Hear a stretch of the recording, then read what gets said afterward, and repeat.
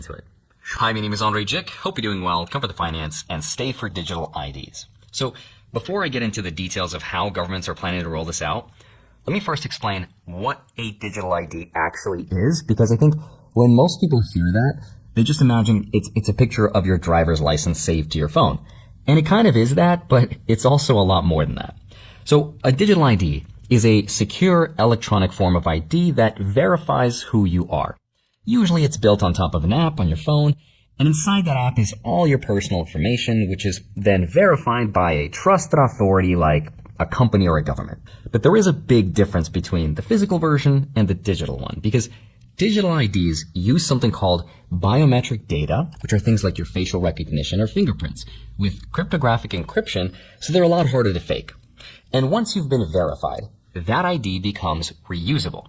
That means you don't have to keep handing over your passport or your license to different companies, or even go to the DMV. You can just share that specific piece of information that they need. So for example, if a bar needs to know that you're over 21, the app could just say, yes, this person is old enough, without necessarily revealing your exact details, your birthday or your full ID number. So on paper, it sounds like a convenient thing to have. It's more secure, there's less information floating around, so less chance for fraud. But as you're about to find out, you're going to realize that when you centralize that much power, the question becomes, what can they do with it? Because while governments and tech companies present this as a convenient and secure thing to have, the actual way it's already being used in some countries is a very different story. We're constantly watching and recording everything that's going on.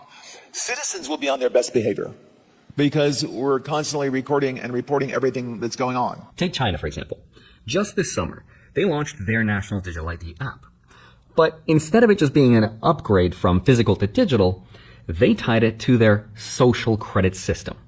That means their digital ID is not just proof of who they are, but it's also connected to things like their financial history, travel rights, and even their online activity. So what that means is, if the government doesn't like what they're doing, or doesn't like what they're saying online, or maybe what they're buying, they could restrict your ability to travel, to buy those things, or to access certain social services. After being sued for defamation by the subject of a story he'd written, he was blacklisted. He only realized when he tried to buy a train ticket and was told he was banned from traveling. If you didn't get a vaccine that the government mandated,